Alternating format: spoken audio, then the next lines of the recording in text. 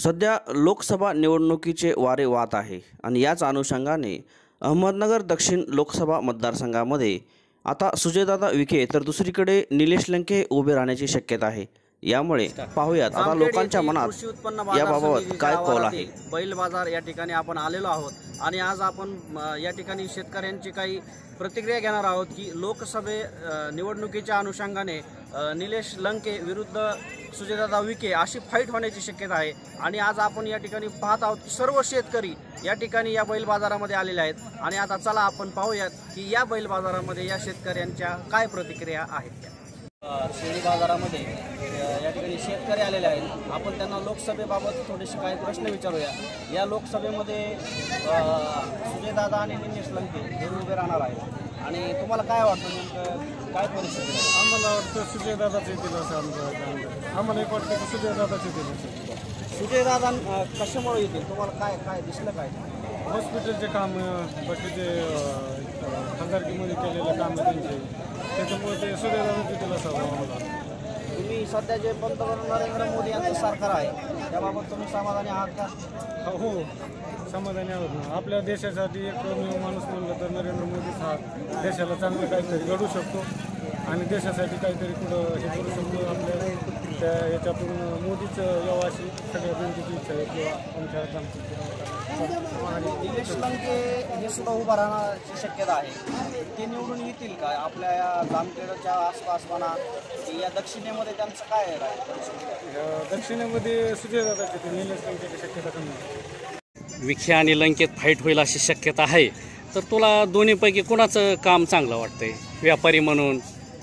आम्हाला विखे साहेबाचं। बरं, काय विखे साहेबांनी काय काय केलंय?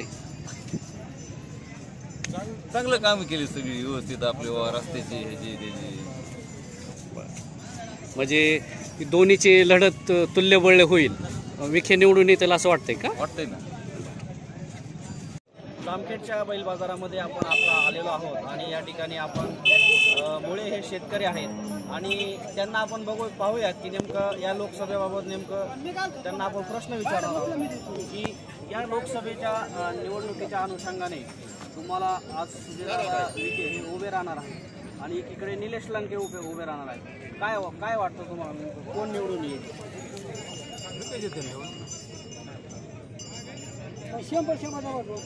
बरं, तुम्हाला नेमकं कशामुळे ते निवडून येतील असं वाटतंय? नेमकं काय काय काय विकास कामं केलेत का, काय झालंय का? म्हणजे या निवडणुकीत ते 100% निवडून येतील असं वाटतंय? जामखेड या ठिकाणी आज बैल बाजारात आपण आलेलो आहोत आणि या ठिकाणी पाहत आहोत की या बैल बाजारामध्ये काही शेतकरी या ठिकाणी बसलेले आहेत। आपण आता त्यांना थोड्याशा काही प्रतिक्रिया विचारूया की सध्याची जी काही लोकसभा निवडणूक आहे या निवडणुकीच्या अनुषंगाने आपण त्यांना विचारूयात। मामा, तुमचं काय वाटतं तुम्हाला, या लोकसभेच्या निवडणुकीच्या अनुषंगाने निलेश लंके उभा राहणार आहेत आणि सुजयदादा उभे राहणार आहेत? आता आम्हाला कोणारी माणसं आम्हाला त्यातलं काय कळणारच नाही। नेमकं तुम्हाला कोण मोदी सरकार चांगलं आहे का? आम्हाला मोदी चांगला, चांगल्याचं काही काय सांगणार, पण आता ते चांगलं हे नको ते नको काय सांगता येईल आम्हाला तरी। कोण उमेदवार कोणता बरा वाटतो तुम्हाला तरी?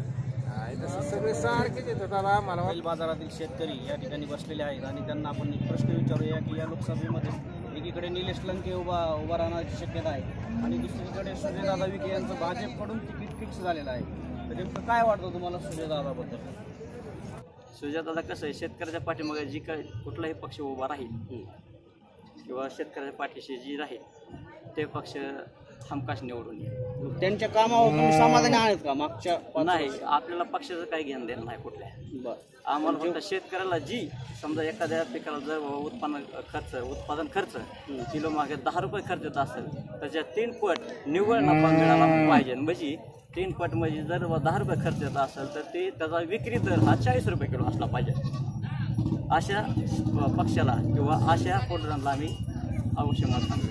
आता दोघांपैकी कोण निवडून येईल असं? आता येईन नाही येईन हे आपण सांगू शकत नाही, जनता सांगेल काय असेल ते आणि दिसणच लवकरच दिसेल उद्याच्या इलेक्शनला। अतिशय बोलक्या प्रतिक्रिया या ठिकाणी त्यांनी दिलेल्या आहेत। जो आमच्या शेतकऱ्यांचे प्रश्न सोडेल, जो आमच्या शेतीमालाला भाव देईल आणि त्याच ठिकाणी आम्ही त्यांच्याच बाजूने उभे राहणार असो. आत्तापर्यंत कोण निवडून येईल हे यांनी सांगितलेलं नाही, मात्र आमच्या शेतकऱ्यांचे जो प्रश्न सोडील त्यांच्या बाजूने आम्ही उभे राहू असं त्यांनी या ठिकाणी सांगितले.